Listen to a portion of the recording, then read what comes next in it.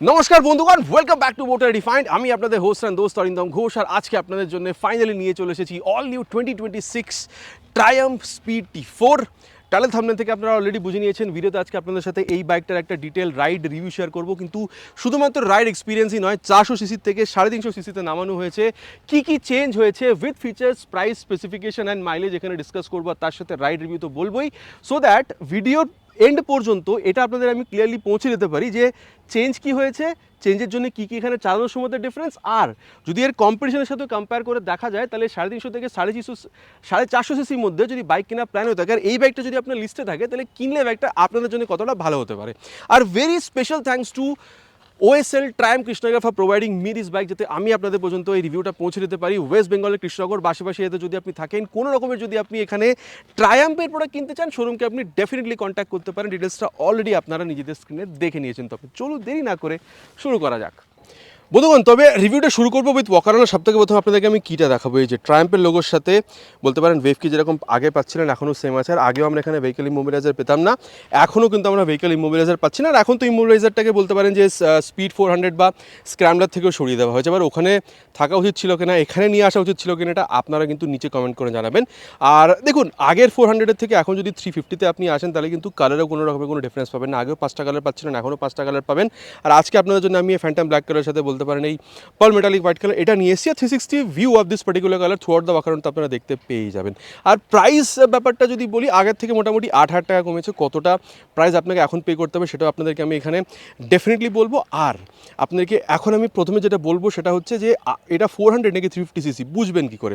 দেখুন, আগে টিআর সিরিজের নিচে কিন্তু এখানে 400 লেখা থাকতো, এখন কিন্তু সেটা আপনারা পাচ্ছেন না। সো এখানেই বুঝতে পারবেন এটা পুরনো 400 সিসি নাকি নতুন 350 সিসি। আর এখন আপনারা এখানে 349 CC single cylinder DOSC 4 liquid cool ফিলারটেড ইঞ্জিন আপনারা এখানে পাবেন। আর যদি আপনারা দেখেন এই রেডিয়েটরের সেটআপটা ডেফিনেটলি আগের মতনই আছে, স্পিড 400-এর মতনই কমপ্লিটের সেটআপটা আপনারা পাবেন। কিন্তু স্পিড 400-এর তুলনায় আগেও পাওয়ারটাও কম ছিল, আর এখন তো বলতে পারেন 400 থেকে 350 সিসি নেওয়ার পরে পাওয়ারটা আরও একটু কমে গেছে। আগে যেটা আপনারা 31 PS পেতেন, এখন আপনারা 29 PS পেতেন, এখন আপনারা 31 নিউটন মিটার পাচ্ছেন। সো এটা ছিল about this particular bike. Speed 400-এর সাথে কম্পেয়ার করলে কি, ওখানে এখনও 8 PS বেশি, এখন 37 PS পাচ্ছেন। ওখানে 1 নিউটন মিটার টর্ক বেশি, ওখানে 32 নিউটন মিটার, এখানে 31 নিউটন মিটার আপনারা পাচ্ছেন। আচ্ছা, এবার যেহেতু আমি ইঞ্জিনের ব্যাপারটা বলছি, এক্সজস্টটা শুনিয়ে দিই। আর এক্সজস্টটা আগের মতনই বলতে পারেন ওই মেটালিক ফিনিশের সাথেই আছে। আওয়াজটা আপনাদেরকে শুনিয়ে দিই। প্রথমে নতুনটা শোনা, তারপরে 400 আগে যেটা ছিল সেটারও শোনাবো, যাতে আপনারা ক্লিয়ারলি ডিফারেন্সটা বুঝতে পারেন।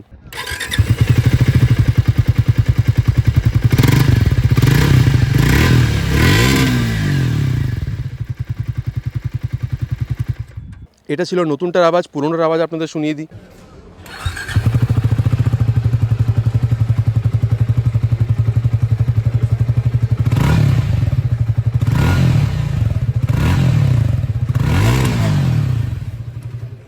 দেখুন, টু বি ভেরি অনেস্ট, এখানে কিন্তু কোনো রকমের চেঞ্জ আপনারা বুঝতে পারবেন না, ঠিক আছে? মানে খুবই একটা মাইনিউট চেঞ্জ। যদি আগেরটা দেখেন, হ্যাঁ হয়তো হালকা একটু বেটার বা ওই বেসিক সাউন্ডটা হালকা একটু বেশি পাবেন, অলমোস্ট সিমিলারই, খুব একটা ডিফারেন্স আপনারা কিন্তু বুঝতে পারবেন না। আর দেখুন, মোটামুটি যদি আপনি এখানে রয়্যাল এনফিল্ডের 350 সিরিজ, এখানে মিটিওর ক্লাসিক বা বলতে পারেন এখানে যদি আপনি হান্টারের সাথে কম্পেয়ার করেন, ব্রোডের সাথে কম্পেয়ার করেন, এখানে কিন্তু পাওয়ার টর্ক আপনারা বেশি পাবেন। ইনফ্যাক্ট যদি যাওয়ার 42 FJ মডেলের সাথে কম্পেয়ার করেন, অলমোস্ট সিমিলার ফিগার। ওখানে 30 PS পাওয়ার, 30 নিউটন মিটার অ্যাপ্রক্স টর্ক, এখানে সো 1 নিউটন বলতে পারেন PS পাওয়ার কম, কিন্তু আবার 1 নিউটন মিটার টর্ক বেশি। অলমোস্ট সিমিলার আপনারা এখানে পাবেন। আর এবার চলুন ফ্রন্ট ভিউ থেকে এখানে শুরু করা যাক। আর একবার অফ করে অন করি, আগের মতন এখনও কিন্তু আপনারা এই ট্রায়াম্পের লোগো বা এই কমপ্লিট সেটআপটা সেম পাবেন। অলরেডি হেডল্যাম্পের সেটআপ, এখানে ডিআরএল আসছে, এখানে হাইবিম লোবিম পাসারটের সুইচ দেওয়া আছে। হাইবিম লোবিম পাসারটাও কিন্তু আপনারা এখানে অপারেট করতে পারবেন। আর তারপরে এখানে আপনাদেরকে আগের মতন বলতে পারেন এই যে এই হ্যাজার্ড ল্যাম্পের যে সেটআপটা সেটাও আপনারা পাবেন। LED turn indicator with this বলতে পারেন হ্যাজার্ড ল্যাম্প সেটআপ। আর এখানে আগের মতন এখনও বলতে পারেন এটা ফিক্সড টাইপেরই করা আছে। এবার এটাকে আমরা এখানে অফ করি। আর যদি আপনারা এখানে সাসপেনশন দেখেন 41 mm telescopic folk with this folk protector, যথেষ্ট বলতে পারেন তারা এখানে মাডগার্ড আপনারা পাচ্ছেন। আর টায়ার স্পিড 400 থেকে যদি কম্পেয়ার করেন, ওখানে কিন্তু দুটো টায়ারের রেডিয়াল, এখানে কিন্তু রেডিয়াল ব্যাপারটা নেই। কিন্তু হ্যাঁ, আগে যেরকম 110/70 সেকশনের tyre with 17 inches of alloy wheel পেতেন, এখনও কিন্তু আপনারা এখানে সেম পাচ্ছেন, সেরকম কিন্তু কোনো ডিফারেন্স নেই। আর এখানে দেখতে পাচ্ছেন এই যে এই বলতে পারেন স্টিকারিংগুলো, এগুলো আগেও পেতাম, এখনও আমরা সেম পাচ্ছি। আর আগেও আমরা ডুয়াল চ্যানেল এবিএস পেতাম, এখনও পাচ্ছি। আগেও ট্র্যাকশন কন্ট্রোল পেতাম না, এখন আমরা কিন্তু ট্র্যাকশন কন্ট্রোল পাচ্ছি না। আর তারপরে যদি দেখেন এখানে ভাইব্রে ক্যালিপারের সাথে বলতে পারেন কিন্তু এখানে 300 mm বড় একটা যে ডিস্ক সেটআপ এটা কিন্তু আমরা পাচ্ছি। যদি আপনারা জাভা 42 FJ-তে দেখেন বা যদি আপনারা রয়্যাল এনফিল্ডের 350 সিরিজ দেখেন, ওখানে অলমোস্ট সিমিলার আপনার সাসপেনশন সেটআপ পাবেন।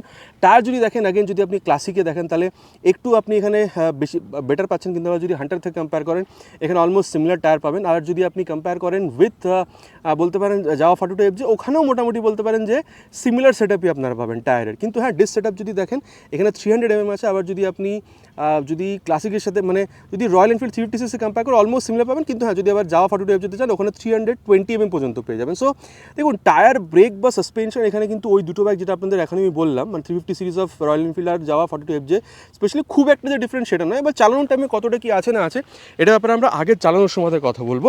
আর আপনাদেরকে আমি এখানে ইঞ্জিনের ব্যাপারটা বলে দিচ্ছি। আর এবার রিয়ার পোর্শনটা আপনাদের বলে দিই। সুন্দর একটা ধরার জন্য গ্র্যাব হ্যান্ডেল, এখানে বলতে পারেন ট্রাম্পের লোগোর সাথে আগের মতনই যে টেল ল্যাম্প সেটা আমরা পাচ্ছি। এখানে বলতে পারেন টার্ন ইন্ডিকেটার, ফ্রন্টে যেরকম রিয়ারও সেম আছে। মাডগার্ডটা আমরা এখানে পাচ্ছি, বলতে পারেন এখানে রিফ্লেক্টার, নাম্বার প্লেট লাগানোর জায়গা। টায়ার যদি দেখেন আগের মতন এখনও কিন্তু সেম আছে, বলতে পারেন 140/70 সেকশনের tyre with 17 inches of alloy wheel. Again যদি দেখেন তাহলে এটাকে যদি কম্পেয়ার করা হয় উইথ রয়্যাল এনফিল্ড তাহলে এখানে কিন্তু আপনারা হালকা বেটার পাচ্ছেন। কিন্তু আবার যদি জাভা 42 FJ মডেলের থেকে দেখেন অলমোস্ট সিমিলার সেটা 17 ইঞ্চেস অফ অ্যালয় হুইল। এইদিকে আপনারা বলতে পারেন যে অ্যালুমিনিয়াম সুইংগাম, এখানে আপনারা ওপেন যে সিস্টেম পেয়ে যাবেন। আর যদি আপনারা এখানে লেফট পোর্শনে আসেন তাহলে 230 mm যে এটা ডেস্ক এটা কিন্তু আপনারা এখানে পাবেন। কিন্তু আবার যদি রয়্যাল এনফিল্ড দেখেন 270 আছে, যদি আপনি এখানে যদি জাভা 42 FJ দেখেন ওখানে 240 আছে, সেখানে একটু ছোটো। এবার দেখুন এটা অন পেপার, চালানোর টাইমে কীরকম সেটা আগে আমরা চালানোর সময় দেখবো। আর তার সাথে যদি দেখেন রয়্যাল এনফিল্ড হোক বা জাভাতে, ওখানে কিন্তু মানে যে সিরিজগুলো কথা বলছি আর কি, ওখানে কিন্তু ডুয়াল হাইড্রোলিক, এখানে কিন্তু আপনারা অ্যাডজাস্টেবল মনোসা সাসপেনশনের সেটআপটা আপনারা পাবেন। আর আচ্ছা দেখুন, এখানে আপনারা এই সারি গার্ড এই ব্যাপারটা পাবেন। মেন স্ট্যান্ড আগেও ছিল না, এখনও নেই। আর এখানে সাইড স্ট্যান্ড আছে with side stand cut off sensor, ঠিক আছে। 6 speed gear box, 1 down 5 up, এটাকে আমরা আগে টেস্ট করে দেখব। আর এবার যদি দেখেন এখানে কিন্তু এই ক্র্যাশ গার্ডটা যথেষ্ট বলতে পারেন এখানে আপনারা স্ট্রং পাবেন আগের মতনই। আর সিটটা যদি দেখেন এখানে আপনারা 806 mm পাবেন, ঠিক আছে। এবার কুস্টিং ব্যাপারটা আগে আমরা চালানোর সময় দেখবো। কিন্তু হ্যাঁ, যদি আপনার হাইট এখানে মোটামুটি যদি এখানে হয়ে থাকে 5-6 পর্যন্ত, খুব একটা অসুবিধা আপনাদের হবে না। আর দেখুন রয়্যাল এনফিল্ড যদি স্পেশালি ক্লাসিক দেখেন 805, এখানে খুব একটা ডিফারেন্স নেই। কিন্তু আবার যদি 790 mm দেখেন তাহলে কিন্তু জাভা 42 FJ-তে পাবেন। সো ওখানে একটু কম বলতে পারেন, ঠিক আছে। এবার ফিল ব্যাপারটা আগে আমরা চালানোর টাইমে দেখবো। 13 লিটার ট্যাঙ্ক, মোটামুটি 30 থেকে 35 পর্যন্ত মাইলেজ। এখন তো যেহেতু সিসি কমেছে ডেফিনেটলি আর একটু বেটার মাইলেজ আপনারা পাবেন আগের তুলনায়। 170 mm পর্যন্ত গ্রাউন্ড ক্লিয়ারেন্স পাবেন। আর ওয়েটটা যদি দেখেন স্পিড 400-এর মতনই সিমিলার ওয়েট, বলতে পারেন 180 কিলোগ্রাম পর্যন্ত ওয়েট পাবেন। হ্যান্ডেল বারটা যথেষ্ট বলতে পারেন চড়া, যথেষ্ট উঁচু, এটার ব্যাপারে আগে আমরা চালানোর টাইমে দেখবো। আর স্পিড T4 এখানে ব্র্যান্ডিংটা আপনারা পাবেন, হাই লো বিম পাসেটের সুইচ। আগে যে আপনারা হেডল্যাম্পটা পাচ্ছেন ওটাকে টগল করার জন্য এই বাটনটা আছে, এই আই বাটনটা দেওয়া আছে ওখানে, বলতে পারেন যে কনসোলটাকে টগল করার জন্য এখানে টার্ন সিগন্যাল। আর ওটা যথেষ্ট লাউড বলতে পারেন। কিল সুইচ আছে, হ্যাজার্ড ল্যাম্পের সুইচ, আর নিচে হচ্ছে ইঞ্জিন অন করার সুইচ। এক্সস্ট সাউন্ডটা আপনাদের অলরেডি শুনিয়েছি। মোবাইল চার্জিং পোর্ট পাওয়া উচিত ছিল, ডেফিনেটলি উচিত ছিল। এখানে আপনারা সিটাইপ মোবাইল চার্জিং যে পোর্টটা সেটাও পেয়ে যাবেন। ডেফিনেটলি বলতে পারেন ওই স্পিড 400-এর মতন আপনারা পাচ্ছেন আর সেটআপটা। আর এই যেখানে সেমি ডিজিটাল মিটার কনসোল এটাও আপনারা পেয়ে যাবেন। এখানে এটা স্পিডোমিটার আছে, দেন বলতে পারেন যেখানে engine malfunction light, traction control যদিও এখানে দেখতে পাচ্ছেন, কিন্তু ট্রাকশন কন্ট্রোল আপনারা পাবেন না।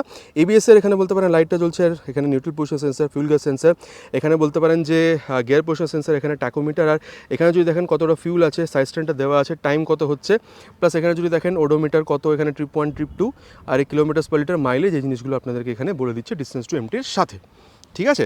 আর তারপরে যদি আপনি দেখেন এই মিরারটা গোল রাখা হয়েছে আগের মতো, ঠিক আছে, যাতে ওই বলতে পারেন যে রেট্রো ফিলটাকে যাতে মেনটেন করা যায়। আর প্রাইস অলরেডি বলেছি 8,000 টাকা পর্যন্ত কমেছে। এখন মোটামুটি এক্সশোরুম প্রাইস 1,95,000, আর অনরোড প্রাইস দেখতে গেলে 2,32,000, যেটা আগে কিন্তু 2,40,000 ছিল।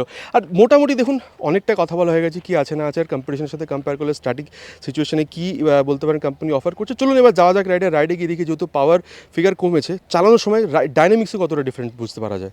তো বন্ধুগণ, এবার এখানে রাইডটা স্টার্ট করা যাক অফ দিস নিউ 2026 বা বলতে পারেন আপডেটেড 2026 ট্রায়াম্ফ স্পিড T4-এর। দেখুন এই যে ব্যাপারটা না, এটা কিন্তু একদমই আগের মতন আছে। ধরুন হ্যান্ডেলবারটা একটু উঁচু, অনেকটা চড়া, খুব বেশি আপনাকে ঝুঁকতে হচ্ছে না, অলমোস্ট আপরাইট বসছেন। সিট এই যে স্পেসটা আপনার বা পিছনে যথেষ্ট ভালো, ধরে বসতে পারবেন, ঠিক আছে। পেছনে একটা পুরোনো মডেলে তো অনেকটা আপনারা ওই ডিসকাউন্টও পাচ্ছিলেন, ঠিক আছে, মানে ফ্রি অ্যাক্সেসরিজও আপনারা পাচ্ছিলেন। সো ব্যাকরেস্ট আগে নিলে পিলিয়নের জন্য আরও ভালো হবে। হালকা একটু রেয়ার ফিটেড ফুটপ্যাক, সো স্পোর্টির সাথে সাথে ওই কমফোর্টেবল নেচারটা এখানে দেওয়ার চেষ্টা করা হয়েছে। আর সিটের কমফোর্ট ব্যাপারটা যথেষ্ট ভালো, খুব বেশি সফট না, হার্ড না, এটা মোটামুটি আগের মতনই আছে, ঠিক আছে। এখানে কোনো রকমের কোনো চেঞ্জ আপনারা বুঝতে পারবেন না। চলুন তবে এবার স্টার্ট করা যাক। ফার্স্ট গিয়ার, আর এই যে সেকেন্ড গিয়ার, থার্ড। দেখুন ইনিশিয়ালি যখন আপনি টানছেন না, ডেফিনেটলি যে পাওয়ার ড্রপ হয়েছে এটা কিন্তু বোঝা যাবে, ঠিক আছে। কিন্তু দেখুন আপনি যখন স্পিড বাড়াচ্ছেন না তখন কিন্তু স্টোরিটা কমপ্লিটলি ডিফারেন্ট। এবার কি সেটা কথা হবে, কিন্তু সেটা বলবো আপনাদেরকে আফটার অ্যাক্সিলারেশন টেস্ট। এখন যেটা আপনাদের বলবো সেটা হচ্ছে ক্লাচের ব্যাপারটা। এখানে কিন্তু স্লিপ অ্যান্ড অ্যাসিস্ট ক্লাচ আছে। চলুন তবে এটাকে মোটামুটি একটু 70-80 কাছাকাছি নিয়ে যায়, দিয়ে একবার গিয়ারটা ডাউন করে দেখা। এই যে 80-তে গিয়ে 3 থেকে 2, এই যে আরামসে কিন্তু এখানে ক্লাচটা ছেড়ে দিয়েছি। হালকাও কিন্তু রিয়ারটা লক বা সিফনে কিন্তু হ্যাঁ ডেফিনেটলি এখানে আরপিএম অনেকটা ইনক্রিজ হয়েছে। সো আপনি হাই স্পিডে আছেন, সামনে কিছু চলে এসছে, ইঞ্জিন ব্রেকিংটা is the best way to slow down the speed. মানে ব্রেকিংয়ে খুব বেশি কাজ হয় না। তো সেখানে যদি আপনি গিয়ার ডাউন করে ফটফট করে যদি আপনি ক্লাচ ছাড়তেও থাকেন, এখানে কিন্তু রিয়ারটা লক বা স্লিপে আপনি কিন্তু অ্যাক্সিডেন্ট সম্মুখীন হবেন না। ঠিক আছে, সো এখানে যথেষ্ট হাই স্পিডে কিন্তু আপনার সেফটিটা কিন্তু এই জিনিসটা বাড়িয়ে দিচ্ছে বলতে পারেন। আর হ্যাঁ, এই স্মুথনেসের ব্যাপারটা কিন্তু ইনিশিয়ালি আরও বেটার বলতে পারেন। মানে কোম্পানি যে ইজি অ্যান্ড স্মুথ রাইড বলছিল ওটা কিন্তু আরও বেটার এখানে পাচ্ছে। এটা ব্যাপারে আগে আমরা চালানোর সময়তে দেখবো, ঠিক আছে, মানে অ্যাক্সিলারেশন টেস্ট করার পরে। আর এখানে যদি আপনি গিয়ার শিফটিং দেখেন, হালকা কিন্তু আপনাকে এফোর্ট দিতে হচ্ছে আপ বা ডাউন শিফটিং এখানে করার জন্যে। চলুন তবে এবার এখানে অ্যাক্সিলারেশন টেস্টটা করা যাক, তারপরে এটা যে পারফরমেন্স সেটা নিয়ে আমরা আগে কথা বলবো। Will start the acceleration test with 3 horns.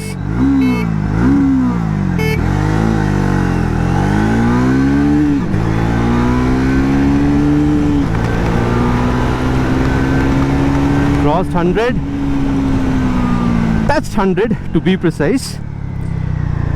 তবে দেখুন বন্ধুগণ, আমি বলবো যে হ্যাঁ, ইনিশিয়ালে যদি আপনি দেখেন আগের তুলনায় হালকা একটু পাওয়ার ড্রপ আপনার ফিল হবে, কিন্তু তার জন্য যে মজাটা শেষ হয়ে গেছে বাইকটাকে চালানোর, সেটা কিন্তু আমি একদমই বলবো না। যেই আপনি স্পিডটাকে বাড়াচ্ছেন তখন কিন্তু আপনার ওই মজাটা ডেফিনেটলি ফিল হবে।